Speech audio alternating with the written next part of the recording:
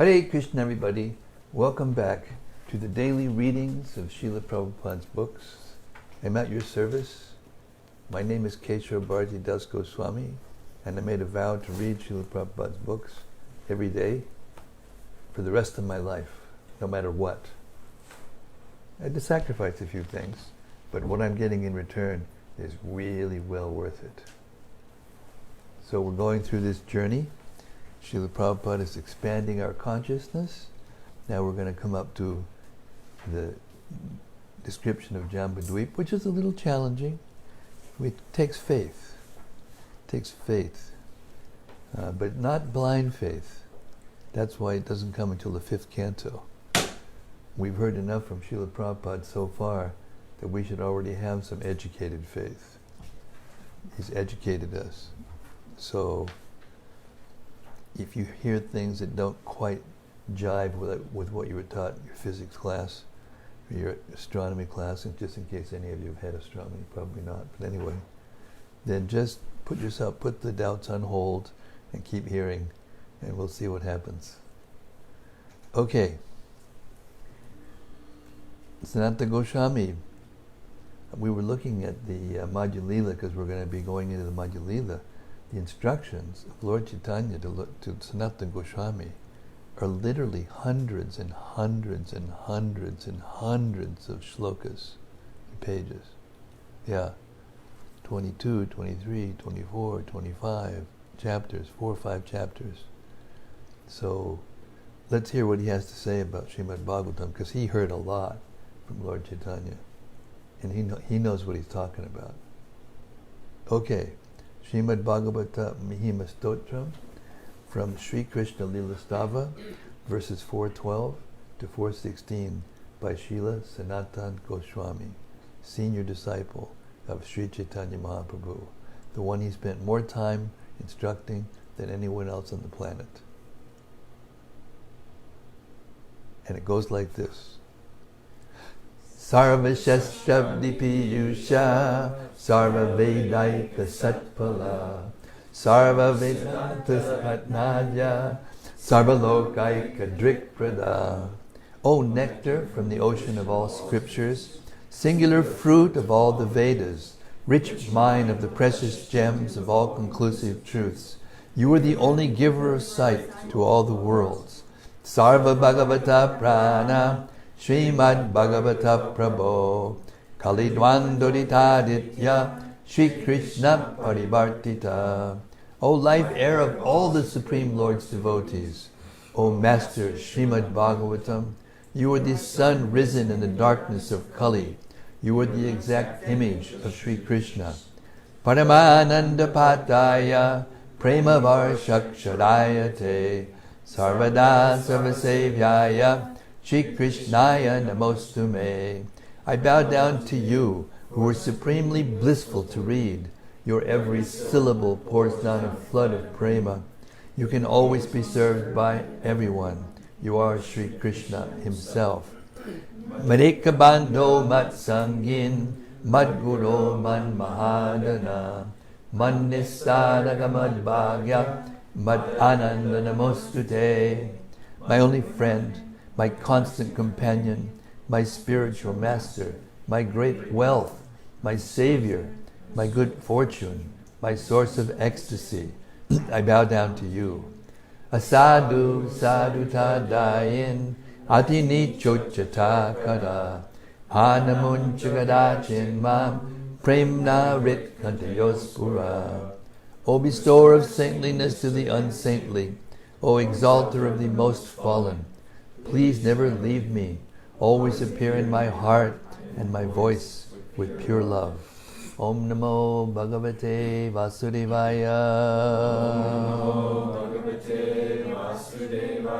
Om Namo Bhagavate Vasudevaya.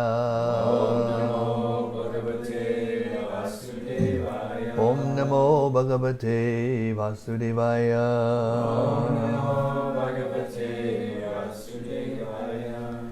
Okay, we've reached the 5th canto, 19th chapter, description of Jambudvipa. We're beginning with text 14. Materialists are generally very attached to the present bodily comforts and to the bodily comforts they expect in the future. Therefore, they are always absorbed in thoughts of their wives, children, and wealth, and are afraid of giving up their bodies, which are full of stool and urine. If a person engaged in Krishna consciousness, however, is also afraid of giving up his body, what is the use of his having labored to study the Shastras? It was simply a waste of time. Purport. At the time of death, a materialist thinks of his wife and children. He is absorbed in thinking of how they will live and who will take care of them after he leaves. Consequently, he is never prepared to give up his body. Rather, he wants to continue to live in his body to serve his society, family, friends, and so on. Therefore, by practicing the mystic yoga system, one must become detached from bodily relationships. If despite practicing bhakti yoga and studying all the Vedic literature, one is afraid of giving up his bad body, which is the cause of all his suffering, what is the use of his attempts to advance in spiritual life? The secret of success in practicing yoga is to become free from bodily attachments. Srila Narottam Das Thakur says, Deha smriti nahiyar sangsara bandhana kahantar. One whose practice has freed him from the anxieties of bodily needs is no longer in conditional life. Such a person is freed from conditional bondage. A person in Krishna consciousness must fully discharge his devotional duties without material attachment. Then his liberation is guaranteed. So that means you can be in anxiety, but you should be in anxiety how to give Krishna consciousness to others, how to do your service to Krishna nicely and improve it and perfect it, how to increase Krishna's family, take on the whole world's population as your family. Text 15. Therefore, O Lord, O Transcendence, kindly help us by giving us the power to execute bhakti yoga so that we can control our restless minds and fix them upon you. We are all infected by your illusory energy. Therefore, we are very attached to the body, which is full of stool and urine, and to anything related with the body. Except for devotional service, there is no way to give up this attachment. Therefore, kindly bestow upon us this benediction. Purport. The Lord advises in Bhagavad Gita, Manmana bhavamad bhakto madhyaji mam namaskuru. The perfect yoga system consists of always thinking of Krishna, always engaging in devotional service, always worshipping Krishna, and always offering obeisances unto Him. Unless we practice this yoga system, our illusory attachment to this bad body, which is full of stool and urine, is impossible to give up. The perfection of yoga consists of giving up attachment for this body and bodily relationships and transferring that attachment to Krishna. So that doesn't mean that we don't take care of our body. We take care of our body because we think it belongs to Krishna. We are very attached to material enjoyment, but when we transfer that same attachment to Krishna, we traverse the path of liberation. One has to practice this yoga system and none other. Prabhupada said, I only ask you to give up one thing, your suffering. 16. In the tract of land known as Bharatvarsha, as in Ilavrita Varsha, there are many mountains and rivers. Some of the mountains are known as Malaya, Mangalaprastha, Mainaka, Trikuta, Rishabha, Kutaka, Kolaka, Saya, Devagiri, Rishyamukha, Sri Shaila, Venkata, Mahendra, Varidhara, Vindhya, Suktiman, Rishagiri, Pariyatra, Drona, Chitrakuta, Govardhan. Raivataka, Kakuba, Nila, Gokamukha, Indrakila, and Kamagiri. Besides these, there are many other hills with many large and small rivers flowing from their slopes. 17 and 18.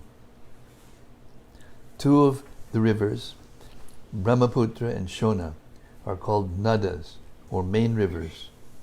These are other great rivers that are very prominent. Chandravasa, Tamraparni, Avatoda, Kritamala, Vaihayasa, Kaveri, Veni, Vayasvini, Shakaravarta, Tungabhadra, Krishnavenya, Bhimarati, Godavari, Nirvindya, Payoshni, Tapi, Reva, Surasa, Narmada, Charmanbati, Mahanadi, Vedasmriti, Rishikulya, Trisama, Kushiki, Mandiki, Yamuna, Saraswati, Drishtavati, Gomati, Sarayu, Rudasvati, Saptavati, Shushoma, Chatadru, Chandrabhaga, Madhudrida, Vitasta, Asikni, and Vishwa. The inhabitants of Varsha are purified because they always remember these rivers.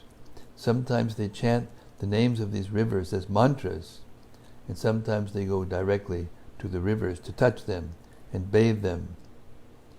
Thus the inhabitants of Varsha become purified. There's a mantra that you can use in your achpan cup to change the water into Ganga Jal. It goes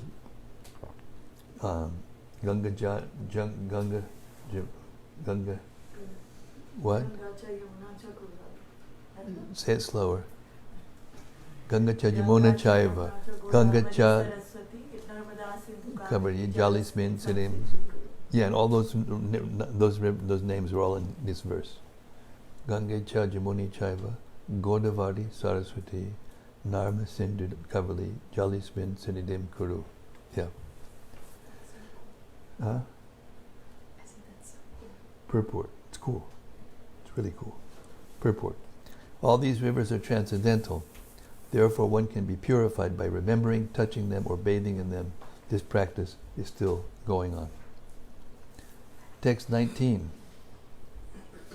The people who take birth in this tract of land are divided according to the qualities of material nature, the modes of goodness, sattvagun, passion, rajagun, and ignorance, tamagun. Some of them are born as exalted personalities, some are ordinary human beings, and some are extremely abominable. For in Varsha, one takes birth exactly according to one's past karma. If one's position is ascertained by a bona fide spiritual master, and one is properly trained to engage in the service of Lord Vishnu, according to the four social divisions, Brahmana, Kshatriya, Vaishya, and Shudra, and the four spiritual divisions, Brahmachari, Grihastha, Vanaprastha, and Sannyas, one's life becomes perfect.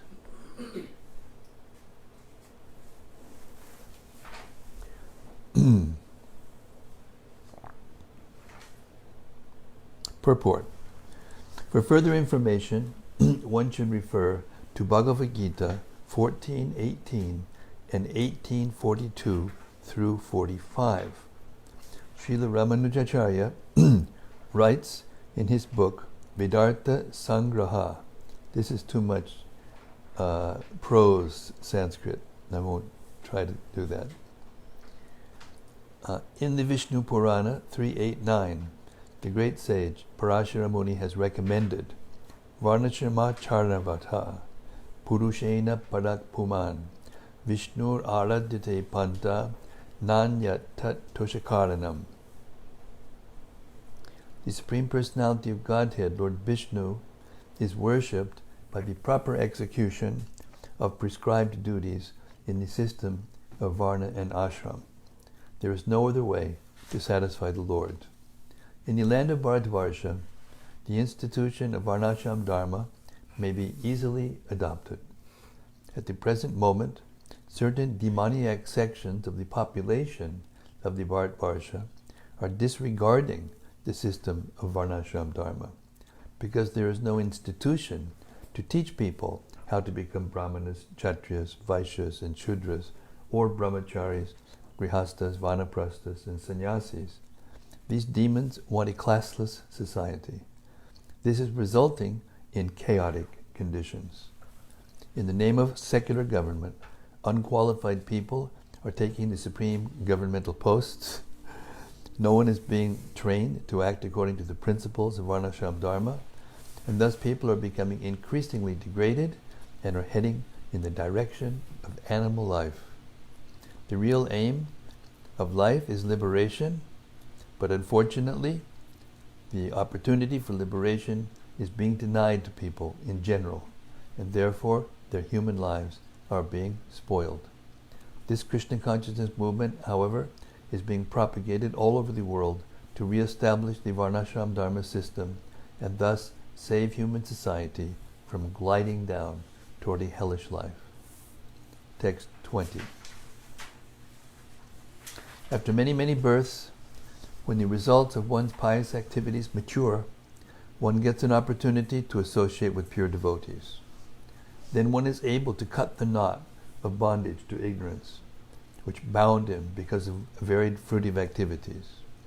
As a result of associating with devotees, one gradually renders service to Lord Vasudeva, who is transcendental, free from attachment to the material world, beyond the mind and words, and independent of everything else. That Bhakti Yoga, devotional service to Lord Vasudeva, is the real path of liberation. Purport. Brahman realization is the beginning of liberation, and Paramatma realization is still further advancement toward the realm of liberation. But one achieves real liberation when he understands his position as an eternal servant of the Supreme Personality of Godhead. Muktir hit vanyata rupam sarupena vyavastitihi. Bhagavatam 2.10.6. In the material world, in the bodily concept of life, everyone is working in the wrong direction. When one becomes Brahmabhuta, spiritually realized, one understands that he is not the body, and that working in the bodily concept of life is useless and misdirected. Then his devotional service begins. As Krishna says in Bhagavad Gita 18:54, Brahmabhuta prasanatma nashochati nakangshati samak sarveshu bhuteshu madbhaktim labate param. One who is thus transcendentally situated realizes the Supreme Brahman and becomes fully joyful. He never laments or desires to have anything. He is equally disposed to every living entity. In that state he attains pure devotional service unto me. Devotional service is actual liberation. When one is attracted by the beauty of the Supreme Personality of Godhead, and his mind is always engaged at the Lord's lotus feet, he is no longer interested in subjects that do not help him in self-realization. In other words, he loses all attraction for material activities. In the Taittiriya Upanishad it is said, Esha yeva nandayati yada yevaisha etasmin nadrishye natmye anirukte nilayane bayam pratishdam bindate taso bayam gato bhavati. A living entity becomes established in spiritual, blissful life when he fully understands that his happiness depends on spiritual self-realization, which is the basic principle of ananda, bliss, and when he is eternally situated in the service of the Lord, who has no other Lord above him. 21. Since the human form of life is the sublime position for spiritual realization, all the demigods in heaven speak in this way. How wonderful it is for these human beings to have been born in the land of Bharatvarsha. They must have executed pious acts of austerity in the past, or the Supreme Personality of Godhead Himself must have been pleased with them. Otherwise, how could they engage in devotional service in so many ways? We demigods can only aspire to achieve human births in Bharat Varsha to execute devotional service. But these human beings are already engaged there. Purport. These facts are further explained in Chaitanya Charitamrita, Adi 9:41. Bharata bhumite hoila manusya janmajar, janma sartaka kari karapada upakar. One who has taken his birth as a human being in the land of India, Bharatvarsha, should make his life successful and work for the benefit of all other people. There are many facilities in India, Bharatvarsha, for executing devotional service. In Bharatvarsha, all the acharyas contributed their experience, and Sri Chaitanya Mahaprabhu personally appeared to teach the people of Bharatvarsha how to progress in spiritual life and be fixed in devotional service to the Lord.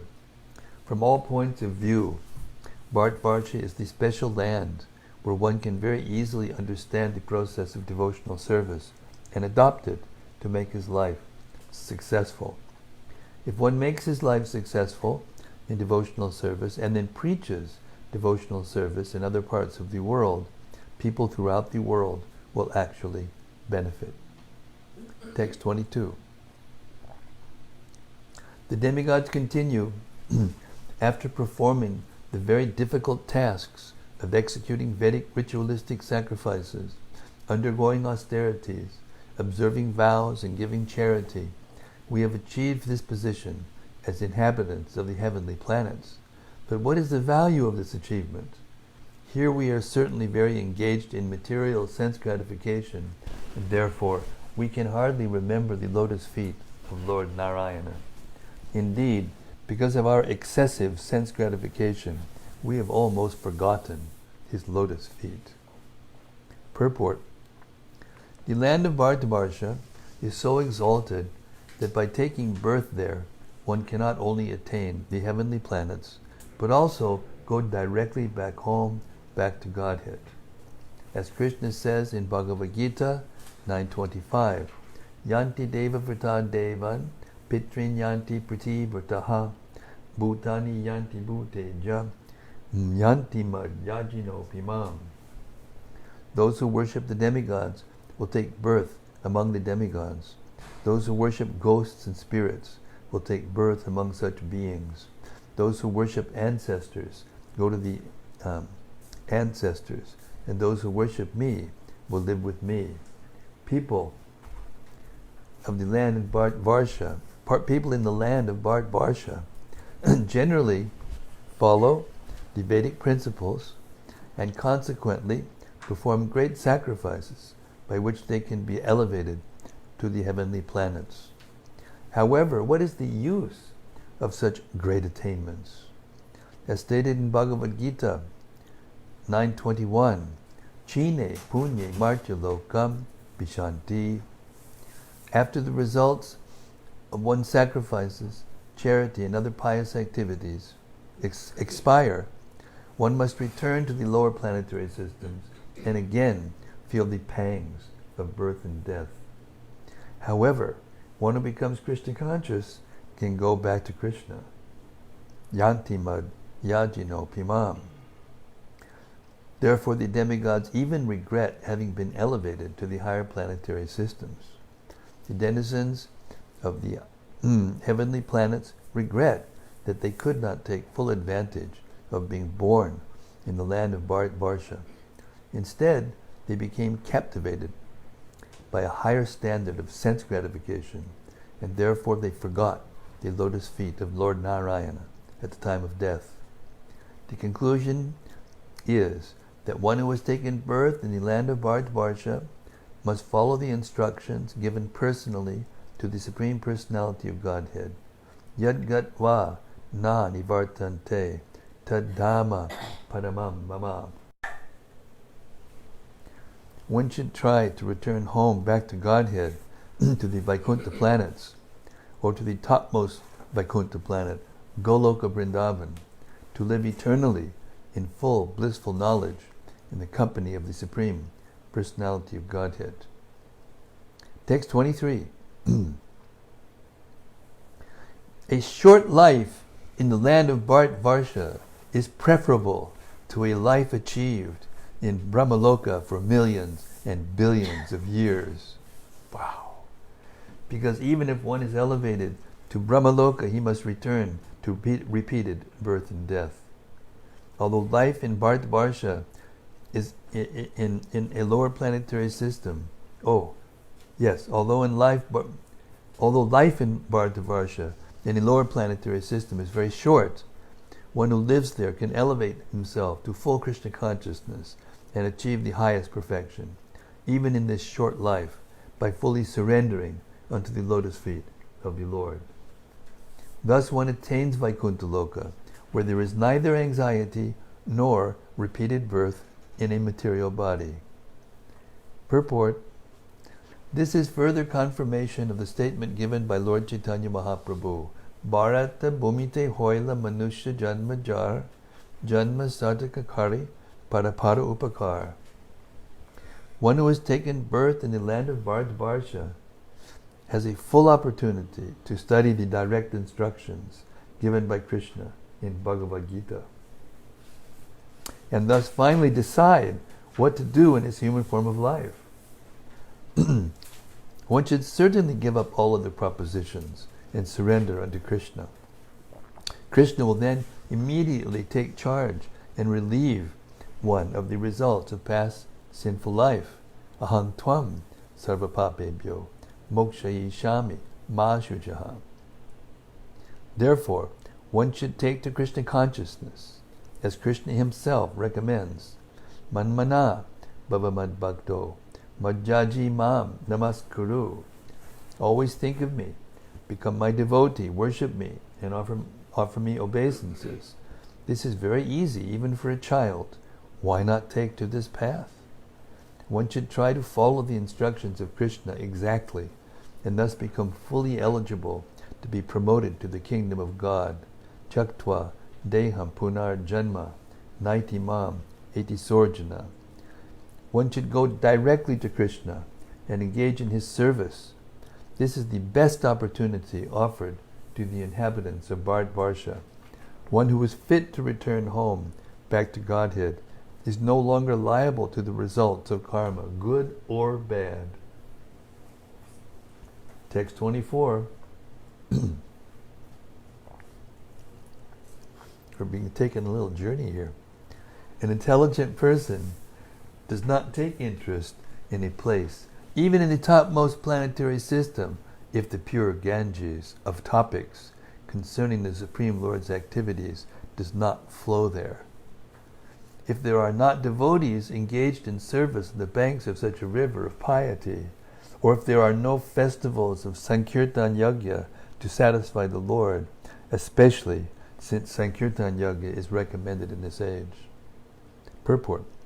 Sri Chaitanya Mahaprabhu appeared in the land of Bharat-varsha, specifically in Bengal, in the district of Nadia, where Jambudvipa is situated. It is therefore to be concluded, as stated by Srila Bhaktivinoda Thakur, that within this universe, this earth is the best planet, and that on this planet, the land of Bharat-varsha is the best. In the land of Bharat-varsha, Bengal is still better. In Bengal, the district of Nadia is still better. And in Nadia, the best place is Jambudvipa, because Sri Chaitanya Mahaprabhu appeared there to inaugurate the performance of the sacrifice of chanting the Hare Krishna Mahamantra. The Shastras recommend Krishna Varnam Tvisha Krishnam Sangopangastra Parshadam Yagyai Sankirtana Prayayar Yajantihi Sumedasaha. Bhagavatam 11.5.32. Lord Sri Chaitanya Mahaprabhu is always accompanied by his very confidential associates, such as Sri Nityananda, Sri Gadadhar, and Sri Advaita, and by many devotees like Srivas. They are always engaged in chanting the name of the Lord and are always describing Lord Krishna, Therefore, this is the best among all the places in the universe. The Krishna consciousness movement has established its center in Mayapur, the birth site of Lord Sri Chaitanya Mahaprabhu, to give men the great opportunity to go there and perform a constant festival of Sankirtan Yajna, as recommended herein, Yagyesha Makha Mahotsavaha, and to distribute prasad to millions of hungry people hankering for spiritual emancipation. This is the mission of the Krishna consciousness movement. Chaitanya Bhagavat confirms this as follows. One should not desire to be elevated even to a place in the heavenly planetary systems if it has no propaganda to expand the glories of the Supreme Personality of Godhead, no trace of Vaishnavas, pure devotees of the Lord, and no festivals for spreading Krishna consciousness. It would be better to live perpetually cramped within the airtight bag of a mother's womb, where one can at least remember the lotus feet of the Lord, than to live in a place where there is no opportunity to remember his lotus feet. I pray not to be allowed to take birth in such a condemned place. Similarly, in Chaitanya Charitamrita, Krishnadas Kaviraj Goswami says that since Sri Chaitanya Mahaprabhu is the inaugurator of the Sankirtan movement, anyone who performs Sankirtan to please the Lord is very, very glorious. Such a person has perfect intelligence, whereas others are in the ignorance of material existence. Of all the sacrifices mentioned in the Vedic literatures, the performance of Sankirtan Yajna is the best. Even the performance of 100 Ashwamedha sacrifices cannot compare to the sacrifice of Sankirtan. According to the author of Sri Chaitanya Charitamrita, if one compares Sankirtan Yajna to other yajnas, he is a Pashandi, an infidel, and is liable to be punished by Yamaraj. There are many Mayavadis who think that the performance of Sankirtan Yajna is a pious activity similar to the performance of the Ashwamedha Yajna and other such pious functions. But this is a Nam Aparad. Chanting of the holy name of Narayana and chanting of other names are never equal, despite what Mayavadis think. Text 25. Bharatvarsha offers the proper land and circumstances in which to execute devotional service, which can free one from the results of jnana and karma.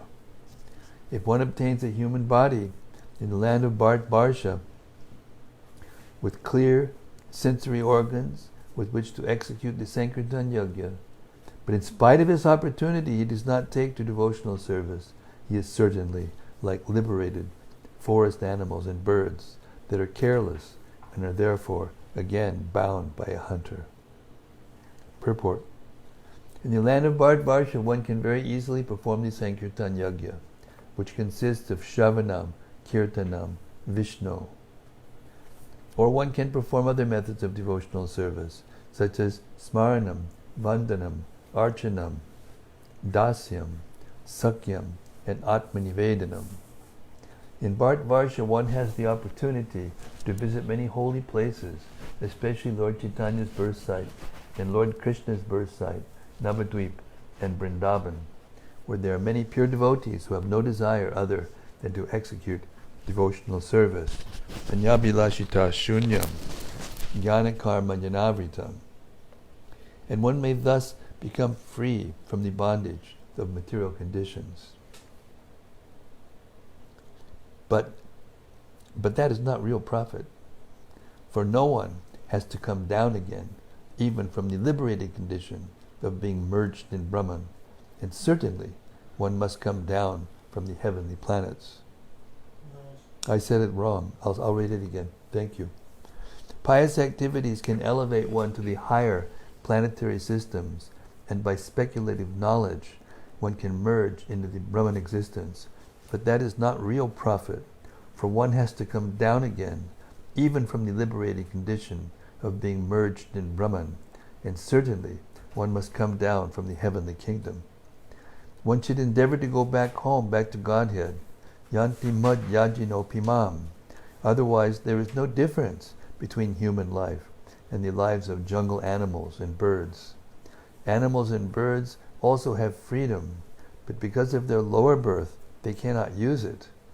Taking advantage of all the facilities offered him, a human being who has taken birth in the land of Bharatavarsha should become a fully enlightened devotee and go back home, back to Godhead. This is the subject matter of the Krishna consciousness movement. The inhabitants of places other than Bharatavarsha have facilities for material enjoyment, but they do not have the same facility to take to Krishna consciousness. Therefore, Sri Chaitanya Mahaprabhu has advised that one who has taken birth as a human being in Bharatavarsha must first realize himself as a part and parcel of Krishna, and after taking to Krishna consciousness, he must distribute this knowledge all over the world. Text 26.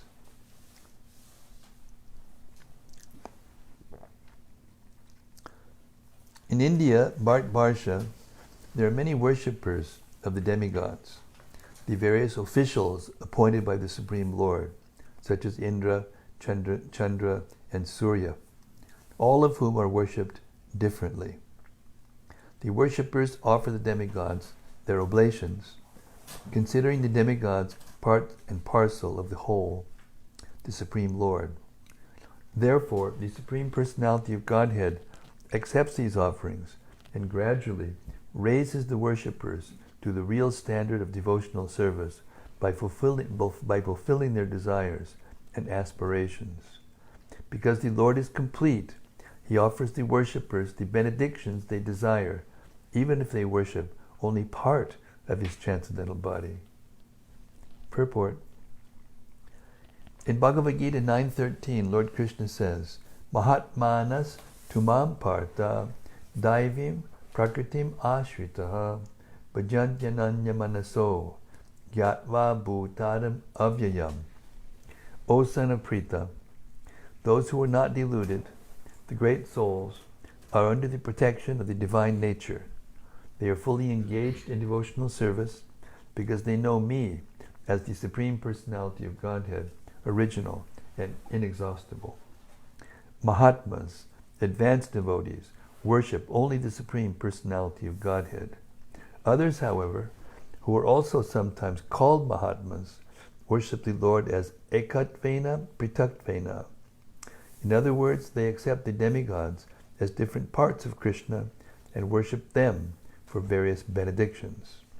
Although the devotees of the demigods thus achieve the desired results offered by Krishna, they have been described in Bhagavad Gita as Ritta Jnana, not very intelligent. Krishna does not desire to be worshipped indirectly through the different parts of his body. Krishna wants direct devotional worship. Therefore, a devotee who directly worships Lord Krishna through staunch devotional service, as recommended in Srimad-Bhagavatam, Tivrena Bhakti Yogina Yajeta Purusham Param, is very quickly elevated to the transcendental position. Nevertheless, devotees who worship the demigods, the different parts of the Lord, receive the benedictions they desire, because the Lord is the original master of all benedictions. If anyone wants a particular benediction, for the Lord to award it is not at all difficult. Text 27. The Supreme Personality of Godhead fulfills the material desires of a devotee who approaches him with such motives. But he does not bestow benedictions upon the devotee that will cause him to demand more benedictions again. However, the Lord willingly gives the devotee shelter at his own lotus feet, even though such a person does not aspire for it. And that shelter satisfies all his desires. That is the Supreme Personality's special mercy. I was looking for that verse, 5:19:27. Okay. Purport. The devotees mentioned in the previous verse approach the Supreme Personality of Godhead with material motives. But this verse explains how such devotees are saved from those desires. Srimad-Bhagavatam 2.3.10 advises, Akama sarvakamo va mokshakama udaradihi tivrina bhakti yogina yajita purusham param. Whether one is freed from all material desires, is full of material desires, or desires to become one with the Supreme, he should engage in devotional service. In this way, not only will the devotee's desires be fulfilled, but the day will come when he will have no other desire than to serve the lotus feet of the Lord. One who engages in the service of the Lord with some motive is called a sakama bhakta, and one who serves the Lord without any motives is called an akama bhakta. Krishna is so merciful that he turns a sakama bhakta into an akama bhakta. A pure devotee, an akama bhakta, who has no material motives, is satisfied simply to serve the lotus feet of the Lord. This is confirmed in Bhagavad Gita 6.22. Yam labdva chaparam labam manyate nadikam tataha. If one engages in the service of the lotus feet of the Lord, he does not want anything more. This is the highest stage of devotional service. The Lord is so kind, even to a sakama bhakta, a motivated devotee, that he satisfies his desires in such a way that one day he becomes an akama bhakta. Dhruva Maharaj, for example, became a bhakta with the motive of getting a better kingdom than that of his father. But finally, he became an akama bhakta and said to the Lord, Swamin kritartosmi varam nayache. My dear Lord, I am very satisfied simply to serve your lotus feet. I do not want any material benefits. Sometimes it is found that a small child eats dirty things, but his parents take away the dirty things and offer him a sandesh or some other sweetmeat. Devotees who aspire for material benedictions are compared to such children. The Lord is so kind that he takes away their material desires and gives them the highest benediction.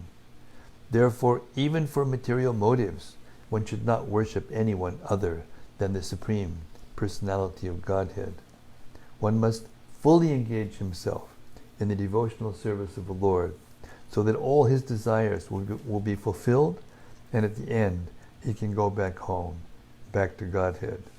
This is explained in Chaitanya Charitamrita, Madhya 22, 37 through 39 and 41 as follows. Anyakami, a devotee may desire something other than service to the lotus feet of the Lord. Yadi kari krishnara bhajana, but if he engages in Lord Krishna's service, na magiteha krishna tari denasva charana, Krishna gives him shelter at his lotus feet, even though he does not aspire for it. Krishna kahe, the Lord says, ama bhaje, he is engaged in my service, magi vishaya sukha, but he wants the benefits of material sense gratification. Amrita chadi bishimage, such a devotee is like a person who asks for poison instead of nectar. E bara murka, this is his foolishness. Ami bigya, but I am experienced. E murka vishaya kena diba, why should I give such a foolish person the dirty things of material enjoyment? Swacharana nitya, swacharana mritya, it will be better for me to give him shelter at my lotus feet. Vishaya bahulaiba, Vishaya bulaiba, I shall cause him to forget all material desires. Kama lagi Krishna bhaje, if one engages in the service of the Lord for sense gratification, paya Krishna rase, the result is that he ultimately gets a taste for serving the lotus feet of the Lord. kama chadi dasahaite haya abhilashe. He then gives up all material desires and wants to become an eternal servant of the Lord. I mean, that was pretty sweet, if you ask me. That was pretty sweet. Hare Krishna. We'll stop there. That went by fast. That was an hour of reading, and like that. So different. So different. Spiritual sound. Okay. Comes our magic time. Open mic. Yes, Dr. Marcus. Your eagerness is being amply rewarded. Hare Krishna Maharaj, thank you for the reading. Okay, so here says Varsh offers the proper land and circumstances in which to execute devotional service, or one's free from jnana and karma. But what to say about other, holy places like the Middle East and Israel? Or am I just constraining myself to modern boundaries as I know them? Well, wherever the Lord's name is being chanted, that is turned into Vrindavan. That is turned into a holy place.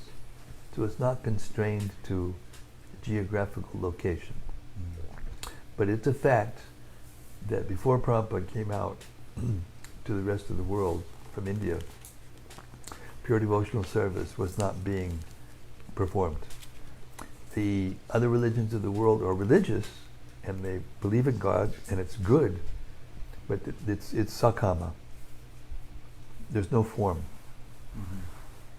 In Islam, there's no form. In Christianity, there's no form. There's Jesus and Mary, but there's no form of the Father. Okay. The Jews don't even allow you to say the name of God. They won't even write it down. They won't even write God. They do G and then blank and then D. They won't allow you to say the name of God. And there are also smartas in India who are deviants who have the same kind of mentality. They won't open the curtains for the deities for very long, and they shut them. And they think if we leave it too open too long, then the deity will become contaminated by our glands. They got it completely backwards. We're supposed to come in front of the deity so the deity's glands will purify us. So these are generally, and Buddha, there's no question of God because they don't believe in God. So these are all, but still there's nonviolence, there's following different rules and regulations that bring us to the point of being accustomed to surrender to authority or appreciate authority. But now look what's happening. In a vastly large way, they're all being taken down. The Catholic Church is one of the most intense religions in the world. Is just being burned to ashes by all this child abuse that's coming out, and not just a few here and there. We've had some of that in our schools, a few here and there. It's everywhere. Nowadays, it's everywhere. But we're talking about hundreds and thousands. It's a scandal like anything. People are losing faith like anything. But in the land of Varsha, although it's a fact that it's also becoming contaminated by the influence of the West, there are still people who are following strictly the religious principles,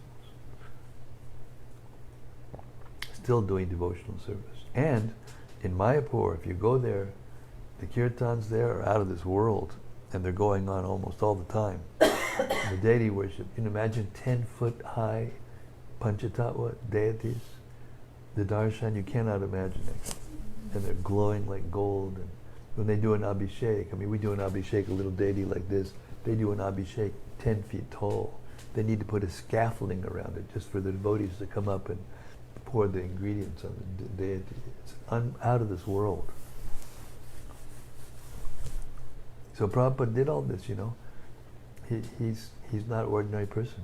If you go, there's a road that goes along the Ganges, and on that it's called Bhaktisiddhanta Road. And there's different mats, different Gaudiya mats along the way. The Gaudiya mat broke up, as we read the other day. and now it's individual mats, but no, cohesion, no cooperation. And then you come to the ISKCON property, and all of a sudden you look at the new temple, and it's like, oh my God. It's amazing. And tens of thousands, hundreds of thousands, millions of people are coming to visit that.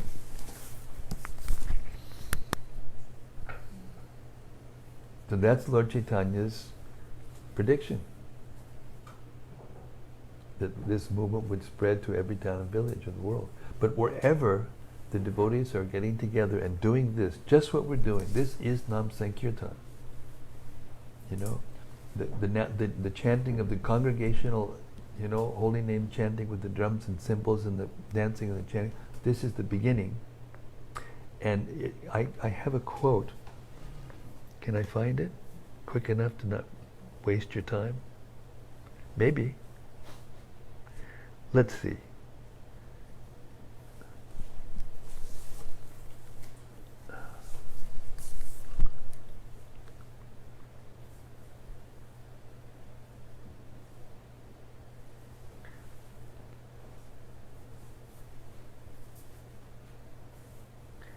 Oh man.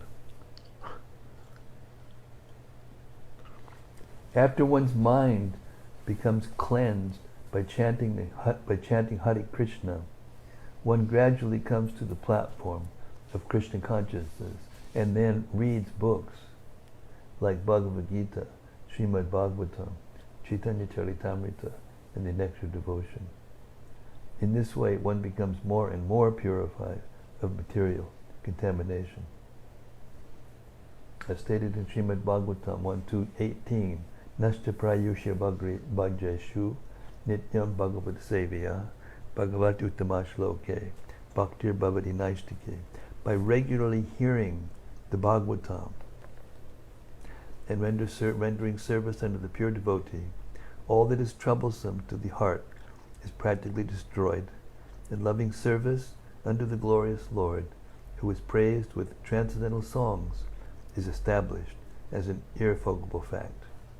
In this way, simply by hearing of the powerful activities of the Lord, the devotee's heart becomes almost completely cleansed of material contamination, and thus his original position as an eternal servant who is part and parcel of the Lord becomes manifest. While the devotee engages in devotional service, the passionate and ignorant modes of material nature are gradually vanquished, and then he acts only in the mode of goodness. At that time, he becomes happy and gradually advances in Krishna consciousness. All the great acharyas strongly recommend that people be given a chance to hear about the Supreme Lord, then success is assured. The more we cleanse the dirt of material attachment from our hearts, the more we will be attracted by Krishna's name, form, qualities, paraphernalia, and activities. This is the sum and substance of the Krishna consciousness movement. And guess where that is? 5:18:12. We just read this just a few days ago, in case you weren't awake. Just thought I'd read it again. That was 18th chapter. That was the last chapter.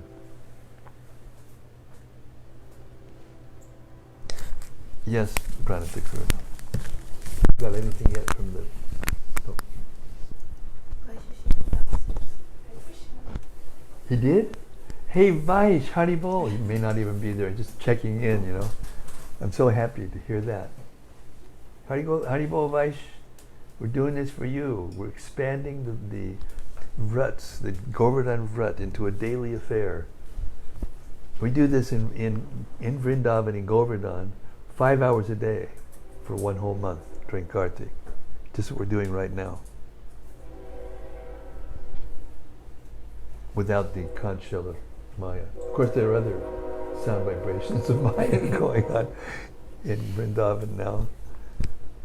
All the wedding parties and, gosh, you wouldn't believe. They've even got disco things going on. Yeah, it's crazy. It's actually crazy. Anyway, we're drowning it out. Go ahead. Sorry.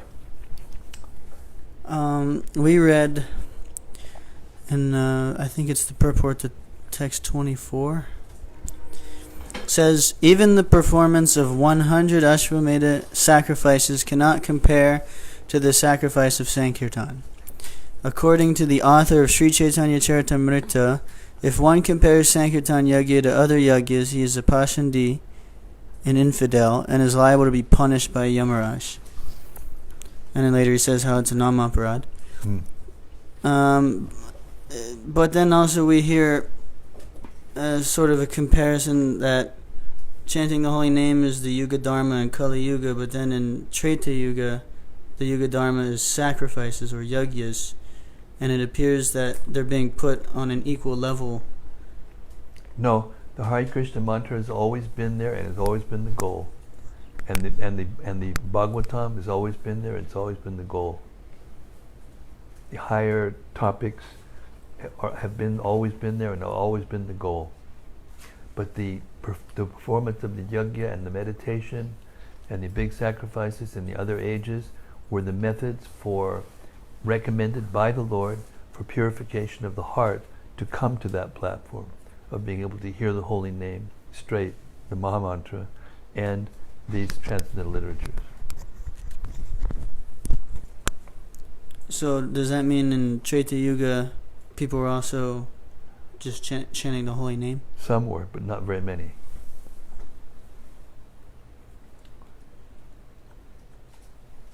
But they had longer lifespans, and they were more pious, so they had a tendency to get purified. We can't do those things. So therefore Lord Chaitanya came and gave us the highest thing to both purify us. It's like it's the means and the ends at the same time.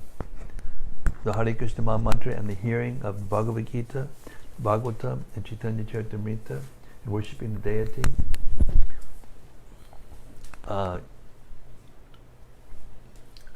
It's the goal. But if you try to go through all the Vedas to come to this conclusion, it's very difficult. And that's why Vedavyas brought the Bhagavatam, which is actually the summation and the fruit, the ripened fruit of the Vedas. Nigamakalpa Tador Galitam Palam. Sukhamukad Amrita Drovya Samyutam. It's like pablum. Samutta Drovyatam means it's partially digested like a baby. You can't give a baby regular food. It'll get sick, die. But you give pablum, that's food that's partially been digested. So the Bhagavatam is like that. It's the conclusion of the Vedas, but partially digested because by going through the mouth of Shukadev. Shuka means parrot.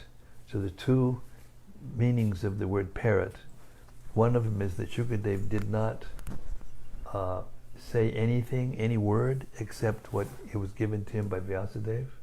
He repeated every single word of the Bhagavatam exactly as it was given, but without changing one word. But at the same time, because of his consciousness, just like the parrot will cut with its beak a fruit, a mango fruit, and the mango will become sweeter.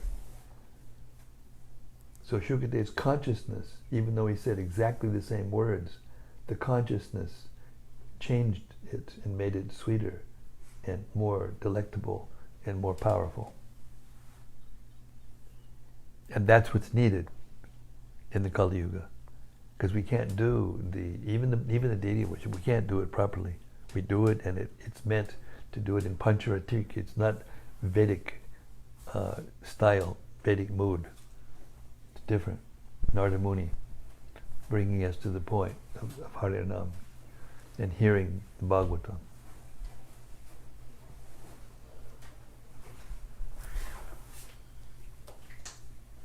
Yes.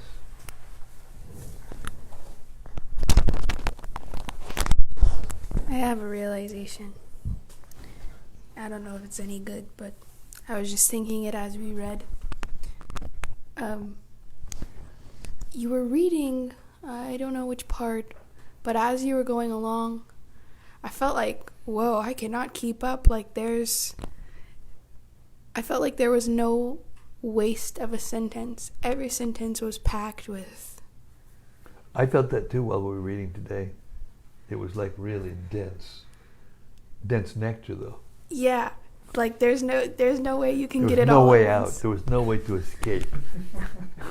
Prabhupada had you right there, you know. I was just appreciating that you can read this so many times and have more and more realizations every time you read it. Yeah. I've only gone through it once, but as I'm reading, I'm like, I have a feeling I'm going to come back to this part and Absolutely. understand it deeper. As you will. Hare Krishna. And it never stops. And it just keeps getting, and Prabhupada's books are written in such a way that all the levels of devotional service are there, and they're there all the way through. So therefore you can read the same thing, and a person who's just a beginner will get some ta-da, the aha moment where you just get something.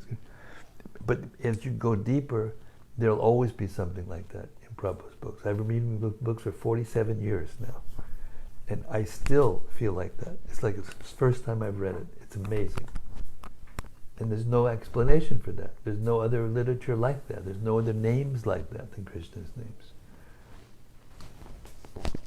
And even the other names, even the high mantras of the South Indian Brahmins that worship the Lord very strictly and in the Vaikuntha mood, they're not like the Hare Krishna mantra or like the Panchatattva mantra and the sweet songs, Narottam Das Thakur and Bhaktivinoda Thakur and Prabhupada's purports and his translations.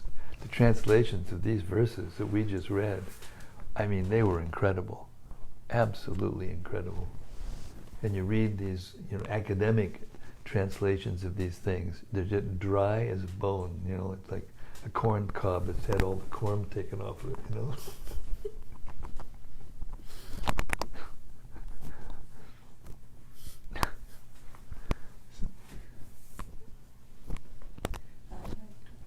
Please, Kalpataru, our other local saint. Hare Krishna. Hare Krishna. Well, I just also would like to appreciate Srila Prabhupada. Like a lot of what we read today, how demigods are saying that it's so wonderful to be born in Bharatvarsha, and you are so much they're so much conducive to going back to Godhead. But I was also born in Bharatvarsha, but if it was not for Srila Prabhupada, I wouldn't have, there you go. Not just being here, but would not even known that, Bhagavatam existed and things like this are already written there. We would not have access to all this. Exactly. And that's because it's degrading. Yeah. That's because the Bharatvarsha in India, it's actually Bharatvarsha meant the whole earth.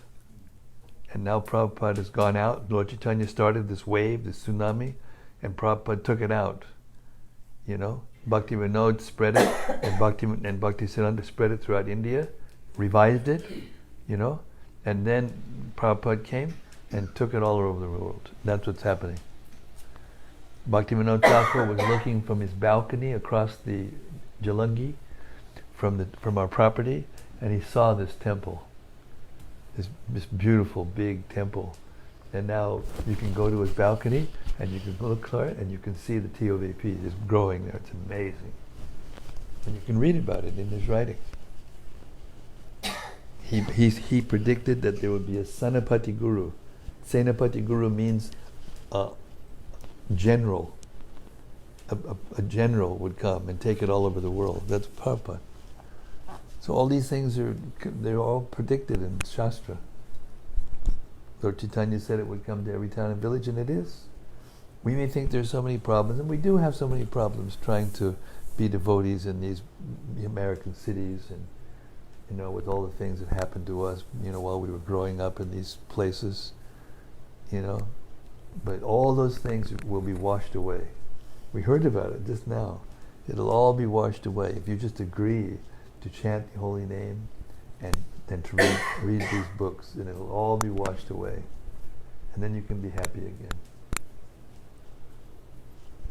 And sometimes Krishna will put us in very serious suffering conditions, so that when we hear it, we wouldn't normally be able to hear it, but we hear it, and we get this immediate relief.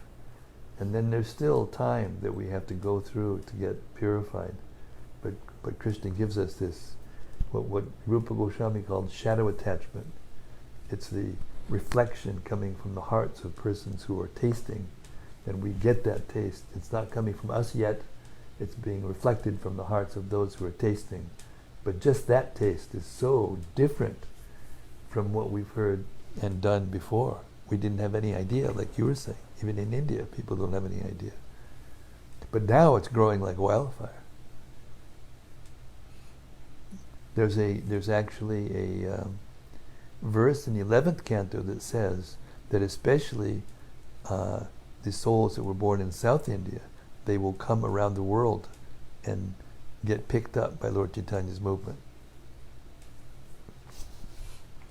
And this is happening. So why shouldn't we have faith? Read these books, you'll get faith, because you'll see these purports were written like 1975.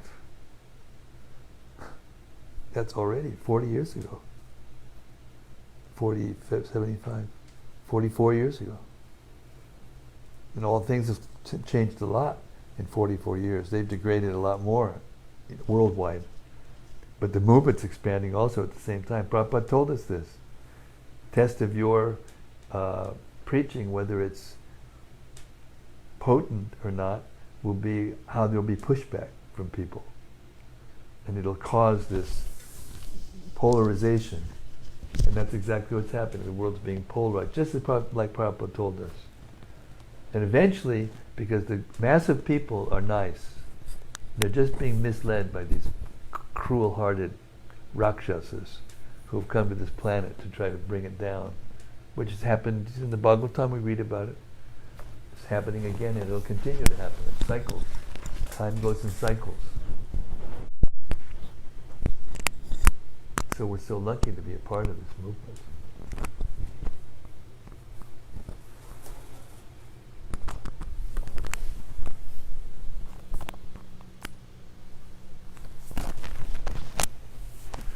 Okay, so you get the last word. Rati has a question too. Oh, okay. In the text 19, it mentions that I want to turn this around, please. in Varsha, You got to get used to it. We're going to have our it mentions mic. in Varsha, one takes birth exactly according to one's past karma. That makes sense, but does it imply that it's anywhere else one takes birth is not due to his past karma? Yes. In other places, we take birth due to the accumulated good or bad effects of our activities, but it's not the same. It's not the same. When you go to the heavenly planets, you just use up the good credits, and then you fall down. You don't have the same. There was a verse there by one of the residents of and these are not even the heavenly planets that are praying. This is the other prayers we've heard from the other Varshas on Bhumandala are not the heavenly, not Swarga Loka, but they're Swarga, but they're Bhumi Swarga. They're not Earth. They're not Varsha. They're different places, and they're more beautiful and they're more opulent and they're more sense credited, but they don't have the same impetus because they don't see the both sides. But on Earth, you see both sides. You see both sides of the karma. And therefore it's easier to see the dichotomy and and that's why the persons in the other varshas are thinking and hankering to take birth here.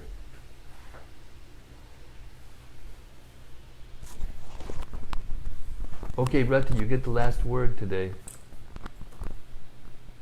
Wait, before she does, can you use up your pious credits here on this planet? No, it's not the same. It's not the same because here we're getting both at the same time. That's what it means. That Varsha is the land of piety and impiety. You see both going on. But in heavenly planets, there's no impiety. It's all piety. And in the hellish planets, it's all impiety. There's no piety. So you don't think about trying to improve yourself. You're too busy, either suffering or enjoying. But here, there's a mixture. Everywhere you go, there's opportunities for both. And you taste both.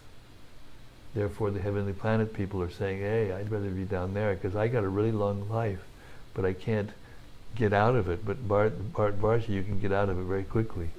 You get a shorter life, you see both sides, and then you can choose. But the heavenly planet, you don't choose like that. It's different.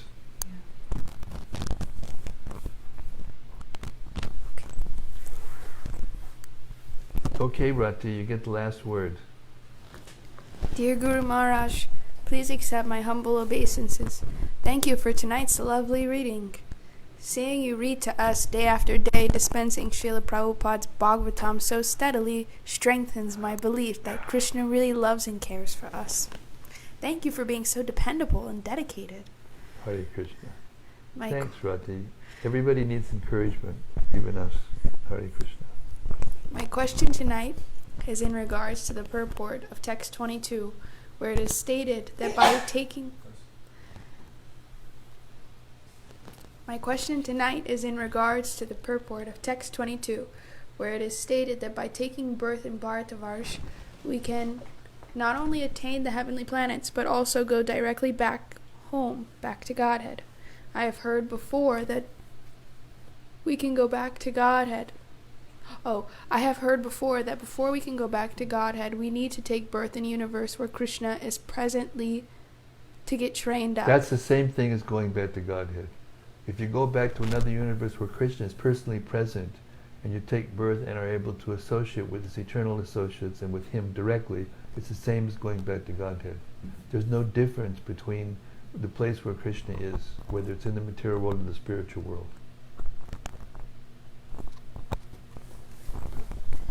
And that's the last word. It's 8 o'clock, I gotta go. Otherwise I'm gonna turn into a pumpkin in 4 minutes. I got 4 minutes to get out of here. Okay, Hare Krishna. All the residents of Bhartavarsha ki Jai, Supreme Personality of Godhead, Sri Krishna ki Jai, Eternal Bhakti Yoga ki Jai, Samaveda Bhakti Binda ki Jai. Gaur Premanandi! Hare Krishna.